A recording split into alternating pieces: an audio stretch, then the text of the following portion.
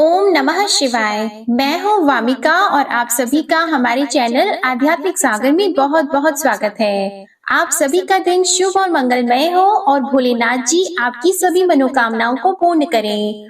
आज आप सुनिए फाल्गुन मास महात्म्य का अध्याय 18। धर्मराज युधिष्ठिर ने मार्कंडेय जी से पूछा, भगवान, राजा पुरुरवा से पहले महाराज हिरण्यतेजा ने नर्मदा देवी को किस प्रकार इस पृथ्वी पर उतारा था, यह बताने की कृपा करें। तब मार्कंडेय जी बोले, राजन, चंद्रवंश में हिरण्यतेजा नाम से प्रसिद्ध एक राजर्षि थे, जो समस्त धर्मात्माओं में श्रेष्ठ तथा प्रजापति के समान थे।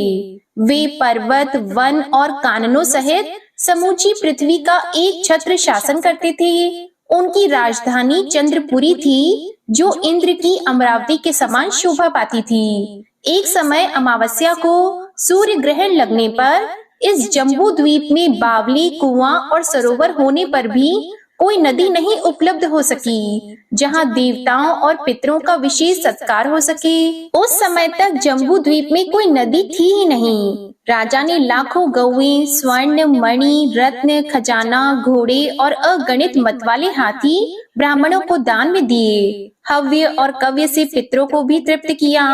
उस समय उन्होंने देखा, पितरों को जलपान का बड़ा कष्ट है। वे पितरों से बोले, आप लोग कौन हैं और किस कर्म से पवित्र हो सकते हैं? तब पितर कहने लगे, महाभाग, यह द्वीप नदियों से रहित होने के कारण यहाँ का सब धर्म कर्म नष्ट हो चुका है। नदी के अभाव में न तो देवता तृप्त होते हैं, न पितर। यदि इस द्वीप में नर्मदा उतर आए तो हम लोगों की मुक्ति हो जाएगी। महाराज, यह यथार्थ बात हमने आपसे बता दी। अब आपकी जैसी रुचि हो वैसा करें। हिरण्यतेजा ने कहा, अब मुझे पितरों का उद्धार करना ही उचित प्रतीत होता है, अन्यथा इस राज्य से क्या काम है। यदि मैं पितरों को तृप्त न कर सका तो मेरा जीवन भी व्यर्थ है। ऐसा कहकर राजा हिरण्यतेजा उदयाचल पर्वत पर गए और कंद मूल एवं फल का भोजन करते हुए भगवान शिव की उपासना करने लगे। उन्होंने बड़ी कठोर तपस्या की। उनकी उत्तम भक्ति जानकर त्रिनेत्रधारी भगवान शंकर ने प्रत्यक्ष दर्शन दिया। राजा ने देवाधिदेव महादेव के दिव्य रूप का दर्शन पाकर उनकी 3 बार परिक्रमा की और साष्टांग प्रणाम करके उनकी स्तुति की। राजा बोले, हे सुरेश्वर, आपको नमस्कार है। शूलपाणे, आपको नमस्कार है प्रभो। आप ही पृथ्वी, जल, तेज, वायु, आकाश, रूप, रस, गंध, बुद्धि, अहंकार, मन, प्रकृति और उसके तीनों गुण हैं। आप ही संपूर्ण इंद्रियों के प्रेरक, समस्त कलाओं से युक्त और कला रहित अविनाशी परमेश्वर हैं। ब्रह्मा और विष्णु आदि देवताओं को भी आपके आदि अंत का पता नहीं लगता। महातेजा का किया हुआ यह स्तोत्र सुनकर देव देव जगदीश्वर शिव ने कहा, महाभाग, तुम अपनी इच्छानुसार वर मांगो। तब राजा ने कहा, देवेश्वर, 7 कल्पों तक प्रवाहित होने वाली नर्मदा देवी को आप मृत्यु लोक में उतारें। पितर घोर नरक में डूब रहे हैं, उनका उद्धार हो और वे तृप्त होकर मुक्ति एवं परम गति को प्राप्त हों। इसके लिए नर्मदा देवी का अवतरण आवश्यक है। महादेव जी बोले, तात, नर्मदा जी तो ब्रह्मा, विष्णु आदि देवताओं, दैत्यों तथा अन्य अल्पजीवी प्राणियों द्वारा पृथ्वी पर नहीं उतारी जा सकती। अतः तुम कोई दूसरा वर मांगो, उसे अभी दे दूंगा। तब महाभाग राजा हिरण्यतेजा ने कहा, प्रभु, आपके प्रसन्न होने पर तीनों लोकों में कुछ भी असाध्य नहीं। मैं तो सहस्त्रों जन्म धारण करने पर भी दूसरा वर नहीं मांगूंगा। देवेश्वर, मैं आपके सेवकों का भी सेवक हूँ, मुझे नर्मदा जी को ही दीजिए। राजा का यह निश्चय जानकर भगवान शंकर ने लोक पावनी नर्मदा देवी का आह्वान किया।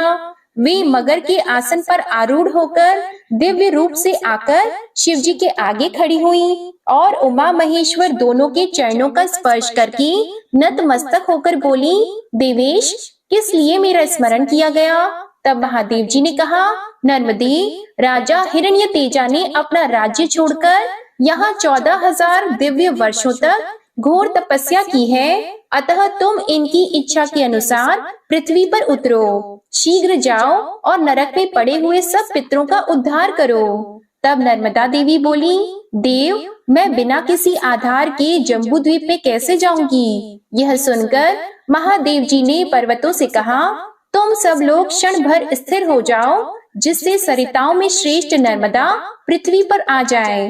तब पर्वतों ने कहा, देव, हम नर्मदा देवी को धारण करने में असमर्थ हैं। उसी समय उदयाचल ने खड़े होकर कहा, महादेव जी की कृपा से मैं नर्मदा को धारण करने में समर्थ हूँ। इसके बाद उदयाचल की चोटी पर चरण देकर नर्मदा देवी आकाश से पृथ्वी पर आई और वायु के समान वेग से पश्चिम दिशा को बह चली। उस समय तीनों लोकों में बड़ा हाहाकार मचा। नर्मदा की जल का वह भयंकर कलकल नाद सुनकर पाताल लोक से एक तेजोमय प्रज्वलित लिंग प्रकट हुआ और हुंकार पूर्वक बोला, सब पापों को हरने वाली तथा उत्तम व्रत का पालन करने वाली नर्मदे, मर्यादा धारण करो। तुम्हें धारण करने के लिए महादेव जी ने 3 पर्वतों की सृष्टि की है, मेरु, हिमवान और कैलाश, तथा चौथा पर्वत श्रेष्ठ विंध्य भी तुम्हें धारण करने में समर्थ है। इन पर्वतों की लंबाई पूर्व से पश्चिम दिशा की ओर 32,000 योजन है और दक्षिण से उत्तर की ओर चौड़ाई 500 योजन की है। इसके बाद राजर्षि हिरण्य तेजा ने नर्मदा से कहा, देवी, आपने हमारे पितरों का उद्धार करने के लिए बड़ा अनुग्रह किया है। नर्मदा ने उत्तर दिया, राजन, तुमने मेरे लिए महादेव जी की आराधना एवं तपस्या की है, इसलिए जो तुम्हारे माता पिता के वंश के लोग हैं, वे और तुम्हारी रनिवास में रहने वाली स्त्रियों के भी जो सगे संबंधी हैं, वे सब मेरे प्रभाव से उमा महेश्वर के लोक में चले जाएंगे। तब राजा ने नर्मदा में विधि पूर्वक स्नान करके देवताओं और पितरों का तर्पण तथा श्राद्ध और पिंडदान किया। इससे उनके सब पितर नरक से निकलकर देवयान मार्ग पर स्थित हुए। यह नर्मदा का पहला अवतरण आदि कल्प के सत्य युग में हुआ था। दूसरा अवतार दक्ष सावर्णी मनवंतर में हुआ और तीसरा अवतार राजा पुरुरवा के द्वारा वैष्णव मनवंतर में संपन्न हुआ है।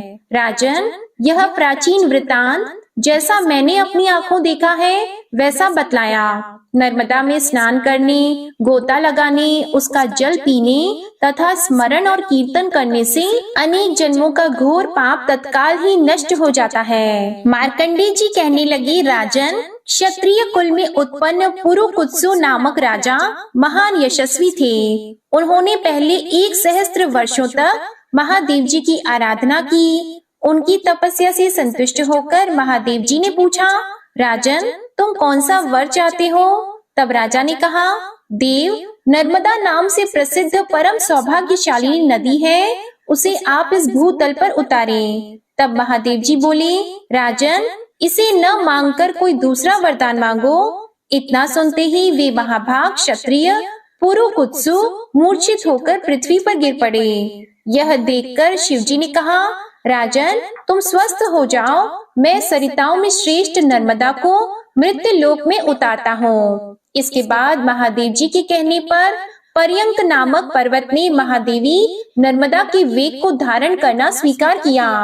राजा और देवताओं के साथ देवी नर्मदा बड़े वेग से चली और पर्यंक पर्वत की चोटी पर होती हुई उस स्थान पर पहुंची जहां पूर्व काल में राजा पृथु ने अश्वमेध यज्ञ किया था। वहीं एक बांस के मूल भाग से महानदी नर्मदा निकली। उस समय सब देवता, गंधर्व, यक्ष, अश्विनी कुमार, पिशाच, राक्षस, नाग और तपोधन ऋषि सब लोग अर्घ और पाद्य से पूजन करके नर्मदा जी की शरण में प्राप्त हुए और बोले, आज हम लोगों का जन्म सफल हुआ, हमारी तपस्या भी सफल हो गई। देवी, यहाँ तुम्हारा दर्शन करके हम सब देवता कृतार्थ हो गए। हम उसी को पुरुष मानते हैं जिसने नर्मदा जी को यहाँ उतारा है। नर्मदे, तुम अपने हाथ से देवताओं का स्पर्श करो, जिससे हम सब लोग पवित्र हो जाएं। यह सुनकर नर्मदा बोली, मैं अब तक कुमारी हूँ, मेरा पति नहीं है, अतः मैं देवगणों का स्पर्श नहीं कर सकती। नर्मदा का यह उत्तर पाकर देवता चिंता से व्याकुल हो उठे और बोले, देवी, तुम्हारे समान रूप गुण से संपन्न उत्तम वर कहाँ से प्राप्त हो सकता है? जिसने तुम्हें इस लोक में प्रकट किया है वही तुम्हारा पति हो। पूर्व काल में ब्रह्मा जी के शाप से समुद्र मर्त्य लोक में जाकर राजा पुरुकुत्सु के रूप में उत्पन्न हुआ है। वह इक्ष्वाकु कुल के आनंद को बढ़ाने वाला है। वह देव तुल्य क्षत्रिय पुरुकुत्सु तुम्हारे लिए श्रेष्ठ वर हो। तब नर्मदा बोली, जिनमें इस प्रकार देवत्व है, जिनकी समस्त प्रजा धर्म में स्थित है, उन महात्मा पुरुकुत्सु के लिए और क्या कहा जा सकता है। स्वयंभू ब्रह्मा जी के मानस पुत्र जिस प्रकार धर्मनिष्ठ बताए गए हैं, उसी प्रकार से पुरुकुत्सु भी सब धर्मों के पालन में तत्पर हैं। अतः मैं इनको पति रूप में स्वीकार करती हूँ। तब राजा पुरुकुत्सु बोले, नर्मदे, तुम देव कन्या हो, मुझ पर कृपा करो, जिससे मेरे पितर स्वर्ग को जाएं और मेरा भी महान यश हो। यह सुनकर नर्मदा कहने लगी, राजेंद्र, ऐसा ही हो। आप मुझसे जो जो चाहते हैं वह सब मेरे प्रसाद से आपको प्राप्त हो। ऐसा कहकर देवी नर्मदा पर्यंक पर्वत से निकलकर पश्चिम दिशा की ओर चली गईं। वे धनुष से छूटे हुए बाण की भांति पृथ्वी को विदीर्ण करती और पर्वत शिखरों को तोड़ती फोड़ती हुई बड़े वेग से चली जा रही थी। उस समय विंध्य पर्वत के प्रदेश में वे जहाँ जहाँ गईं, वहाँ वहाँ स्नान किया जाता है। वहाँ तीर्थ वर्जित स्थान में भी स्नान करने पर सहस्त्रों गंगा स्नान का फल होता है। इसके बाद वेदज्ञ महर्षियों ने सुख का विस्तार करने वाली लोक पावनी महादेवी नर्मदा का स्तवन किया।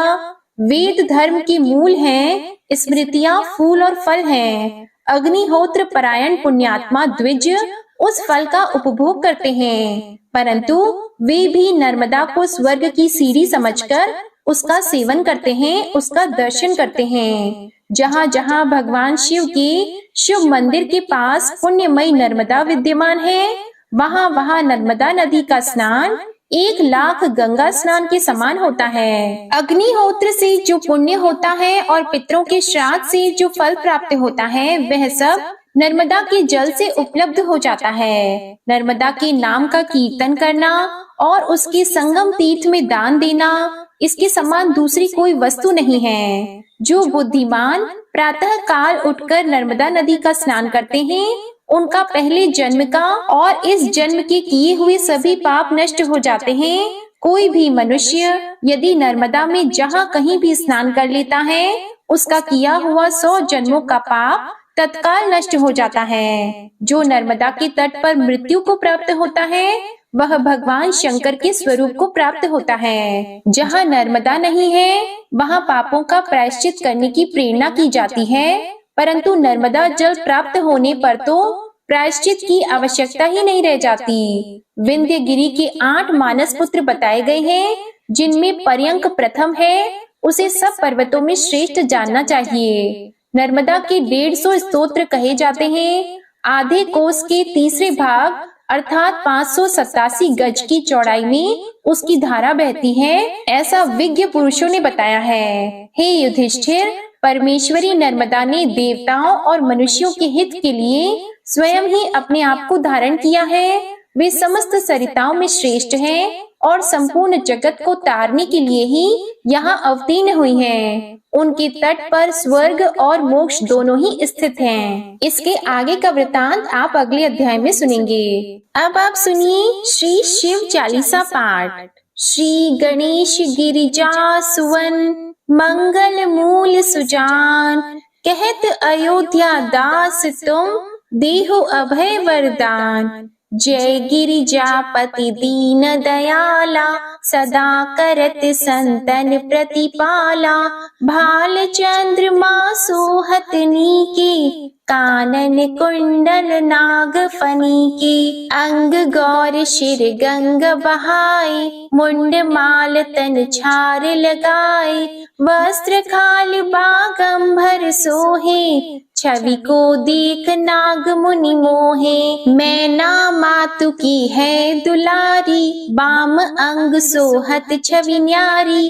कर त्रिशूल सोहत छवि भारी, करत सदा शत्रु निशयकारी। नंदी गणेश सोहित कैसे, सागर मध्य कमल है जैसे। कार्तिक श्याम और गणराऊ, या छवि को कही जात न काऊ। देवन जब ही जाए पुकारा, तब ही दुख प्रभु आप निवारा।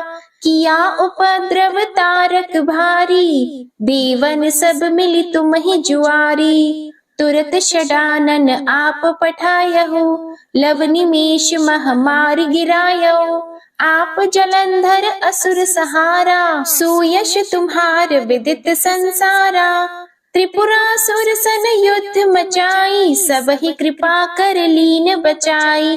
किया तपहि भागीरथ भारी, पूरब प्रतिज्ञा तसु पुरारी। दानिन मह तुम सम को नाही, सेवक स्तुति करत सदाही। वेद नाम महिमा तव गाई, अकथ अनादि भेद नहीं पाई। प्रगट उदधि मंथन में ज्वाला, जरे सुरासुर भय विहाला। कीन्ह दया तह करी सहाई, नीलकंठ तब नाम कहाई। पूजन रामचंद्र जब कीन्हा, जीत के लंक विभीषण दीन्हा। सहस कमल में हो रहे धारी, कीन्ह परीक्षा तब ही पुरारी। एक कमल प्रभु राखे जोई, कमल नयन पूजन चह सोई। कठिन भक्ति देखी प्रभु शंकर, भय प्रसन्न दिए इच्छित वर। जय जय जय अनंत अविनाशी, करत कृपा सबके घटवासी। दुष्ट सकल नित मोहि सतावे, भ्रमत रहे मोहि चैन न आवे। त्राहि त्राहि मैं नाथ पुकारो, यही अवसर मोहि आन उबारो। ले त्रिशूल शत्रुन को मारो, संकट से मोहि आन उबारो। मातु पिता भ्राता सब कोई, संकट में पूछत नहीं कोई। स्वामी एक है आस तुम्हारी, आया हरहु अब संकट भारी। धन निर्धन को देत सदाही, जो कोई जाची वो फल पाही। अस्तुति के ही विधि करो तुम्हारी, क्षमहु नाथ अब चूक हमारी। शंकर हो संकट के नाशन, मंगल कारण विघ्न विनाशन। योगी यति मुनि ध्यान लगावे, नारद शारद शीश नवावे। नमो नमो जय नमो शिवाय, सुर ब्रह्मादिक पारन पाए। जो यह पाठ करे मन लाई, तापार होत है शंभु सहाय। ऋण के हो जो कोई अधिकारी, पाठ करे सो पावन हारी। पुत्रहीन कर इच्छा कोई, निश्चय शिव प्रसाद तेहि होई। पंडित त्रयोदशी को लावे, ध्यान पूर्वक होम करावे। त्रयोदशी व्रत करे हमेशा, तन नहीं ताकि रहे कलेशा। धूप दीप नैवेद्य चढ़ावे, शंकर सम्मुख पाठ सुनावे। जन्म जन्म के पाप नसावे, अंतवास शिवपुर में पावे। कहे अयोध्या आस तुम्हारी, जानी सकल दुख हरहु हमारी। नित नेम कर प्रातः ही, पाठ करो चालीसा। तुम मेरी मनोकामना, पूर्ण करो जगदीश। मगसर छठी है मंत्र ऋतु, संवत 64 जान। स्तुति चालीसा शिव ही, पूर्ण कीन कल्याण। शिव चालीसा समाप्त होती है। प्रेम से बोलिए भगवान भोलेनाथ की जय। आपको आज की कथा पसंद आए तो वीडियो को लाइक करिएगा, शेयर करिएगा, कमेंट में भगवान भोलेनाथ जी की जय लिखिएगा और चैनल को भी सब्सक्राइब करिएगा। इसी के साथ आज आप हमारे चैनल पर गुरुवार की व्रत कथा भी जरूर सुनिएगा। हर हर महादेव, ओम नमः शिवाय।